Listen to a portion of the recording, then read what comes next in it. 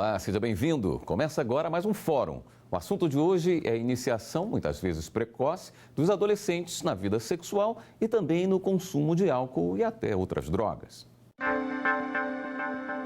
O levantamento é do IBGE. 27,5% dos alunos brasileiros entre 13 e 15 anos já tiveram pelo menos uma relação sexual. Desses, 61% usaram preservativo. Em relação às drogas, mais da metade diz ter consumido algum tipo de bebida alcoólica nos últimos 30 dias antes da entrevista. Em relação às drogas ilícitas, são 9% que já, pelo menos, experimentaram. Esses números apresentados na reportagem fazem parte da última Pesquisa Nacional de Saúde do Escolar de 2015. Representam uma precocidade? A iniciação sexual, por exemplo, está se dando cedo demais para os nossos meninos e meninas? Os convidados de hoje do programa são o advogado especialista em Estatuto da Criança e do Adolescente, Herbert Alencar Cunha, e a professora de Psicologia Clínica e coordenadora do Programa de Estudos e Atenção às Dependências Químicas da Universidade de Brasília, Maria Fátima Olivier Sudbreck. Obrigado pela presença de ambos aqui no programa Fórum. Sexo aos 13 anos é precoce demais? As pesquisas têm reincidido nessa idade, não é uma novidade, né? A gente tem visto esse percentual e essa idade como iniciação. Eu acho cedo demais porque a gente precisa pensar na maturidade para assumir as consequências de um ato sexual, né? E infelizmente, atualmente as relações sexuais estão muito banalizadas, estão muito pouco realizadas no contexto da afetividade, né? E da maturidade para as consequências dessa intimidade, né? Do corpo. Ao mesmo tempo, a gente precisa acompanhar os adolescentes, né? Não negar que a sexualidade é uma dimensão importante do desenvolvimento humano, ela aparece nessa faixa etária, então é um desafio de educação e de saúde que precisamos encarar. Faz alguma diferença da região onde se faz esse estudo, a idade onde se começa a vida sexual da criança? Uma criança no norte do país, por exemplo, os 13 anos pode não parecer tão precoce para uma criança do sul, ou isso tem que ser enxergado de uma forma geral? Eu não sei, em termos fisiológicos, às vezes questões climáticas, por exemplo, fazem uma menstruação mais precoce, né, nas meninas, desenvolvimento sexual mais precoce. Mas eu acho que o importante são as questões culturais, né, e educativas, né? E a gente tende, eu penso, a deixar tudo muito solto, a deixar os jovens muito até abandonados muitas vezes, ou fazer um tipo de orientação que eles não recebem, que eles não aproveitam, porque muitas vezes é muito repressora, né, muito radical. Então, eu vejo que a gente às vezes está nesses dois extremos, assim, né? É difícil ter um equilíbrio, tanto para a família como para a escola. E a nossa legislação, como é que trata esse tema, doutor Herbert? O ECA fala abertamente da questão de sexualidade em crianças? Sim, o ECA, na realidade, ele veda qualquer abuso, né? Seja de qualquer ordem, né? A criança. E, então, na realidade, é vedado e é, com certeza, precoce. O sexo abaixo de 14 anos, que a nossa legislação estabelece. Sim, abaixo de 14 anos e também aos 18 anos, desde que ela não seja consentida, né? Entendo. E como é que está o entendimento do sexo de crianças abaixo de 14? Em todas as condições, é um estupro presumido?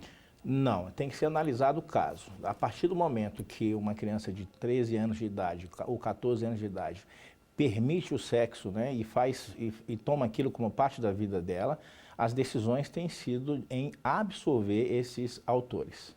Faz alguma diferença se o autor não tinha conhecimento da idade da criança, se a aparência da criança não indica que se tratava de alguém menor de 14 anos? Isso é levado em consideração? Sim, é levado, é analisado o caso com todas essas particularidades, né? No sentido de observar se esse ator, se ele tinha realmente conhecimento e se estava ali perceptível a ele, né? Agora, lógico, é analisado com muito critério isso, né? Então não seria uma regra isso, não temos decisões diversas, né? Decisões que protejam isso. Logicamente, faz parte, né, de todos nós conhecermos e identificarmos as pessoas que vamos ter envolvimento. Então, o envolvimento casual tem que ser tomado cuidado. Doutora, esse tema, sexo, que sempre foi muito tabu e pouco discutido nas escolas, até alguns anos atrás, hoje está sendo muito trabalhado dentro desse ambiente. A senhora acredita que é o melhor local para se debater com crianças, ou é um assunto que deve ser tratado no âmbito familiar, num ambiente mais individual? Pois é, eu penso que tanto a família como a escola, elas têm responsabilidade de fazer a orientação sexual. Mas não é um tema fácil, porque é uma questão, né, entre o público e o privado, talvez seja mais do privado. Mas as famílias também estão muito perdidas, né, hoje para ajudar os adolescentes. As coisas estão mudando muito, né, os apelos são muito grandes, a iniciação é muito precoce, né, a gente viu aqui na pesquisa, né, esses 13 anos, eles se preocupam todo mundo. Trazer esse debate cada vez mais cedo para a escola pode provocar também essa precocidade? Não, eu não acredito que falar sobre o assunto vai ser mal, né? Agora, despertar um interesse? Eu penso que o interesse ele surge com a idade, com a puberdade, na verdade, né? É até antes dos 13 anos que a puberdade aflora e o adolescente ele tem que ter essa orientação sobre o que está acontecendo com ele, sobre o que está acontecendo com o seu corpo. E a escola pode ajudar muito, mas eu acho que a escola precisa trazer os pais para essa discussão conjunta, né? Porque também, se a escola tiver um discurso, os pais tiverem outro, o adolescente vai ficar mais atrapalhado do que ajudado, né? E ele não vai poder aproveitar essas orientações. Então, há uma tendência hoje, né, a gente a criticar a escola, porque ela está com um discurso mais aberto, mais avançado, tentando estar mais próximo desse adolescente que com 13 ou 14 anos está iniciando a vida, né, sexual, chamar atenção para essa precocidade, para esses riscos, né? E a família não pode ficar de lado disso, ela precisa estar junto. Eu acho até que a escola e a família devem pensar como vão trabalhar, né? Quais são esses valores, né, que vamos transmitir aliados a uma experiência sexual. Não se trata apenas... Eu, pessoalmente, sou contra programas que têm sido polêmicos na política atual, né? De, por exemplo, distribuir camisinha na escola. A questão não é essa, distribuir camisinha ou fazer orientação sexual. É o que mais vem junto, né? O que a gente vai trazer para esse adolescente como valores, como formação, e não apenas como uma informação que se joga e que aí não vai ser bom nem para o adolescente e nem para ele na família, porque não vai estar integrada, né, a sua formação como um todo. Não deve ser raro termos casos de pais recorrendo ao judiciário para que seu filho não tenha esse tipo de informação, né? Perfeitamente, até porque as normas dizem que educação sexual pertence à família. A família, cabe a ela educar os seus filhos. Agora, lógico, com uma participação entre a escola e a família, essa participação, essa harmonia se faz necessária em qualquer âmbito, seja orientação quanto ao sexo, orientação quanto à bebida, orientações de modo geral, né? Mas o que nós temos que deixar claro é que é uma linha tênue quando esta educação invade proteção legal, né? Então, nós não temos também uma escola ainda preparada para isso, né? Uma escola preparada para respeitar essa diferença que nós temos de cultura religiosa também. Então, o grande impacto é esse. Essa pesquisa traz também um número muito grande de crianças que estão engravidando, né? Entram nessa fase do sexo muito cedo, de uma maneira muito precoce, muitas vezes sem o acompanhamento dos pais, né? E aí não tem toda aquela proteção que deveria ter. O ideal, né, é que a gente, quando se torna mãe, né, a mulher, quando se torna mãe, esteja preparada, né, para assumir a maternidade, né, para poder se dedicar à criança. E uma criança cuidando de outra criança é ruim para as duas, né? Tanto para a menina que interrompeu a sua, né, às vezes a sua juventude, a sua adolescência mesmo, né? Muitas vezes rejeita essa criança também, né? O apoio familiar é desejado, o apoio familiar sempre deve acontecer, né? Porque seria pior ainda se não houvesse. Mas a gente tem que cuidar dos dois, né? A gente tem que cuidar da adolescente e tem que cuidar da criança. E eu penso que a maternidade na adolescência já não é mais um trauma, não é mais um tabu, a sociedade está conseguindo lidar melhor com isso, as famílias também, né? Mas é desejável que se tenha maturidade, porque a maternidade, ela implica em muita doação, ela implica em muita renúncia, não é? E ela deve vir no momento certo, né? Um filho deve ser um projeto de vida, deve ser planejado, né? Então, a gente procura orientar os jovens o quanto antes para que, inclusive, saibam evitar a gravidez. Uma das, né, a importância maior dessa orientação vocacional é também no sentido né, de evitar a gravidez precoce, de saber, né, fazer o sexo com responsabilidade, também evitar HIV, né? Então, a gente precisa dialogar muito e sempre. E não é uma vez só, e não é um palestrante que vem para a escola dar uma palestra, né?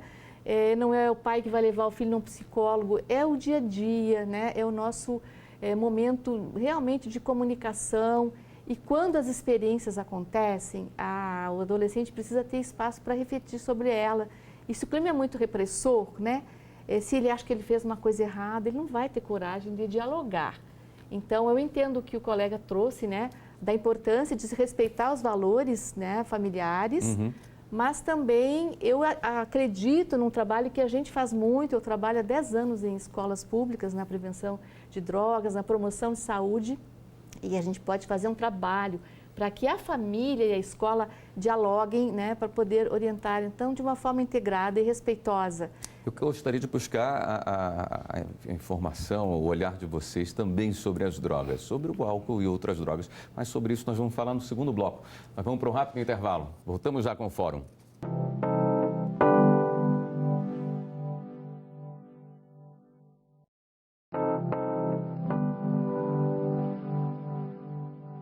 Estamos de volta com o Fórum. O assunto de hoje é a precocidade dos nossos adolescentes, tanto na vida sexual quanto no consumo de drogas lícitas e ilícitas. Segundo a pesquisa, doutor Herbert, mais de metade das crianças disseram já ter consumido bebida alcoólica. É um número muito alto para uma substância que é proibida para essa faixa etária. Falhamos na legislação?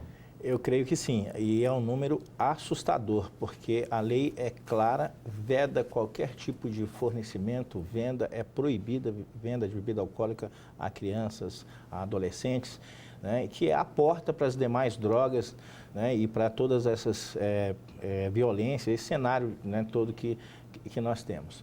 Então, realmente, eu creio que nós estamos falhando sim, a sociedade e o Estado.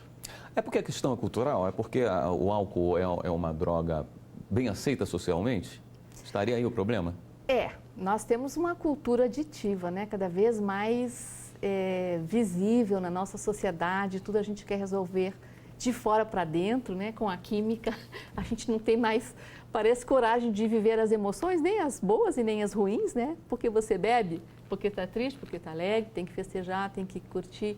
Então, eu me preocupo como psicóloga, né, com essa condição da nossa cultura de recorrer a todos os tipos de drogas, mas o álcool, principalmente, né, a bebida alcoólica, a cerveja, no caso brasileiro, a gente banaliza, né, banaliza muito esse consumo, e não é a legislação que está falha, a legislação está ótima, porque ela protege o adolescente, né, de espaços com consumo de bebida alcoólica, ela protege a venda.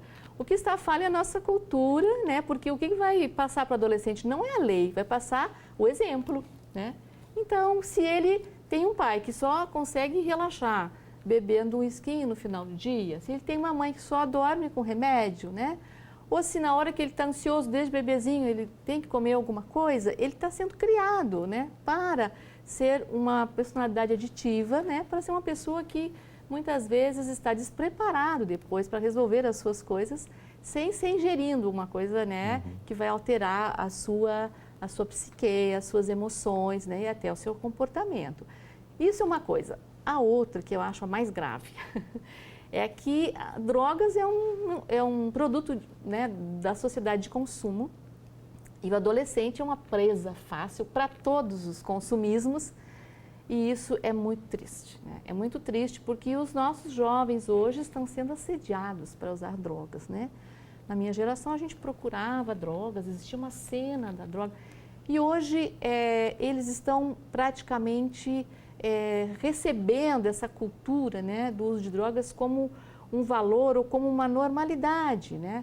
Então a gente tem muitos desafios como educador, como pais de família, porque, por um lado, a gente também não pode dramatizar todas essas experiências que estão na sociedade, mas a gente não está preparado, né, para as consequências disso tudo. Porque um consumo experimental, William, ele não é necessariamente um problema, né? Quanto mais tarde iniciar o consumo, melhor, porque de tudo que a gente conhece sobre o que faz desses tantos que usam drogas, que alguns se tornam dependentes, é a precocidade. Então, a gente tem que evitar, né, essa experimentação, tem que retardar ao máximo. Mas uma experimentação não quer dizer necessariamente um drama, não quer dizer porque você experimentou, você vai ficar, né, dependente, nenhuma droga. Mas a questão é que a gente tem que pensar nos riscos, né? Então, às vezes, um uso experimental ou recreativo num determinado contexto pode ser risco de vida. Perguntava pelo lado cultural, porque, por exemplo, o consumo de cigarro caiu de 30% para menos de 20%. Mas o cigarro deixou de ser moda, deixou de ser bonito, como foi para a nossa geração. Mas fumar a maconha era bacana, era elegante. Pois mas aí eu lhe pergunto, até que ponto que a legislação foi importante para esse ponto? Porque houve uma certa, os fumantes até dizem, uma certa perseguição, mas a legislação começou a cercar muito o ponto onde se pode fumar, o tipo de publicidade que se pode fazer com o cigarro. O senhor acredita que a legislação tem auxiliado bastante nessa redução? Perfeitamente, né? A legislação tornou hoje praticamente inviável que o fumante fume em qualquer espaço, né? Ele reduziu cada vez mais o espaço dele, né? A bebida alcoólica deve ocorrer a mesma coisa, né? Por exemplo, os pais que levam seus filhos para bares e os filhos acompanham os pais, né, até altas horas da noite e muitas vezes as autoridades passam ali e eles não sofrem nenhum tipo de repressão. Então, neste caso, né, a lei ela deve se tornar mais dura, né, e a informação também, o quanto a bebida alcoólica prejudica uma família, prejudica um jovem, né, no crescimento do psíquico dele, né? Então, é fundamental que as leis elas tendem a virem, né, a se tornarem mais duras em relação a isso. Mas já que a legislação teve essa importância tão grande para essa modificação cultural, ela não poderia também ser mais agressiva em relação ao álcool? Sim. Ter numa garrafa de cerveja a foto de um fígado que teve cirrose? Porque você tem isso na carteira do fumante. Perfeitamente. Eu acredito que a lei, na realidade, a intenção dela não é só punir. A intenção da norma é controlar, né, os impulsos, né, para que o homem ele não tome determinados impulsos que prejudiquem a sociedade, entendeu, como um todo. Então, eu acredito que sim, que esses riscos devem ser passado para que o usuário possa entender os riscos que ele corre, né? Tanto na bebida quanto no fumo, né? As doenças e o estrago social que esse consumo desacerbado tem é muito grande, né? O que nós gastamos muito mais com os nossos impostos em tratar essas pessoas, né, do que qualquer outra coisa. Então, realmente, nós precisamos ter normas que regulem o consumo, para que esse consumo seja um consumo equilibrado. Não é simplesmente vamos acabar com a bebida alcoólica, não é isso, mas vamos tratar de forma como saúde pública. Nós temos um problema de saúde pública, né? A bebida alcoólica é um problema de saúde pública. O consumo ao fumo é saúde pública. O consumo à droga é saúde pública. E cada vez mais se consome com menos idade. Então, uma criança de 13 anos de idade, com 12 anos de idade, já tem experiência com fumo, com bebida, logicamente, nós teremos aí uma sociedade precoce e doente. Assim, sobre a forma de fazer a prevenção, eu pessoalmente sou contra a pedagogia do terror. Inclusive, essas imagens terríveis nas carteiras de cigarro, né? Não existe uma pesquisa que esteja mostrando se elas realmente são efetivas ou não, né? Eu não sou contra que se alerte, né? A própria Anvisa está pesquisando esse impacto, né? Mas, por exemplo, com relação à bebida alcoólica, a gente faz um esforço. Nós temos projetos, a área de saúde, né? Eu sou da área de saúde.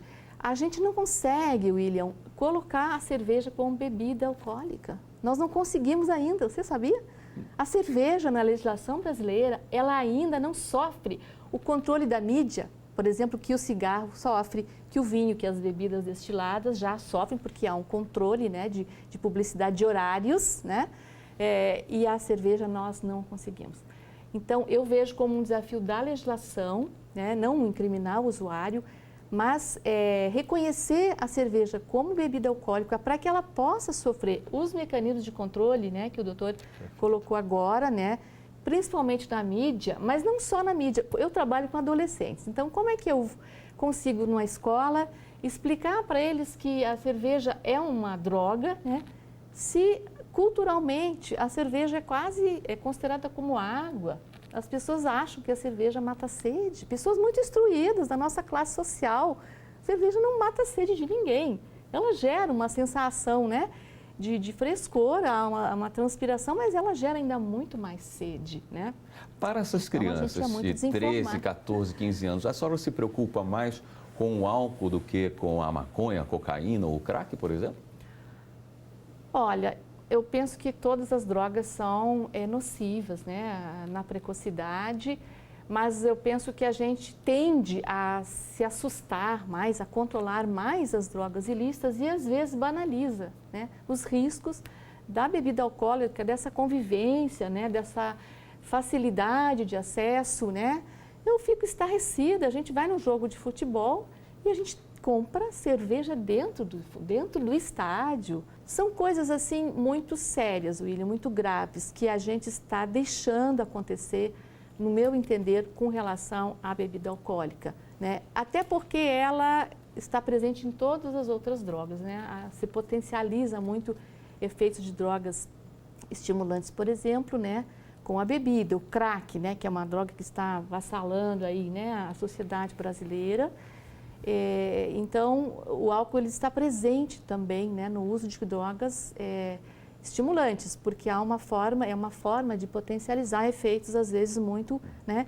E aí haja coração que aguente, porque é tudo muito prejudicial à saúde, né? Agora, também temos que cuidar na forma de falar, né? Porque se a gente vai falar que a bebida é ruim, né, que a bebida é do mal, não sei, é pecado, a gente vai se afastar desses jovens. Então, o nosso desafio é encontrar um discurso convincente, né, com apoio do controle social, né, e que eles se conscientizem dos riscos, né, porque nós temos, às vezes, um discurso de abstinência, um discurso muito radical, né, que deixa o jovem muito sem saída. Ele vai fazer isso escondido, aí se ele tiver um problema, ele não vai conversar sobre o que aconteceu, né. Então, mas o caminho aí não é justamente a responsabilização dos pais? A nossa legislação, o senhor acredita que trata de uma forma muito branda essa questão? Não, ela não trata de forma branda. Na realidade, nós sabemos que vender bebidas alcoólicas para menores de 18 anos é crime, né? Então, na realidade, o que ocorre é uma falta de fiscalização nos bares. É muito comum você chegar em bares e encontrar adolescentes em grupos bebendo bebida alcoólica, né? E muitas vezes autoridades, né, passando em volta e nenhuma medida é tomada, né? Então, na realidade, precisa sim de uma fiscalização maior, uma fiscalização inclusive da escola também. A escola tem como detectar se aquele jovem, se ele tem um consumo de bebida alcoólica na sua casa ou não, né? Então, existe aí um trabalho feito pelo Conselho Tutelar no combate a esse tipo de drogas, né? Então, na realidade, o que precisa é de uma conscientização dos pais e a importância do trabalho que os pais têm que fazer com seus filhos, né, para evitar que haja esse consumo precoce da bebida alcoólica, que, como eu disse, é a porta para todas as demais drogas e para as mazelas que a sociedade tem, né, voltado para a criança. Muito bem, eu gostaria de agradecer imensamente a presença dos senhores aqui no programa. E o Fórum fica por aqui. Agradecemos ao advogado especialista em Estatuto da Criança e do Adolescente, Herbert Alencar Cunha, e à professora de Psicologia Clínica e coordenadora do Programa de Estudos e Atenção às Dependências Químicas da Universidade de Brasília, Maria Fátima Olivier Sudbreck. A gente volta na semana que vem com mais um tema inédito. Acesse tvjustiça.jus.br para assistir a este e outros programas. Até o próximo Fórum.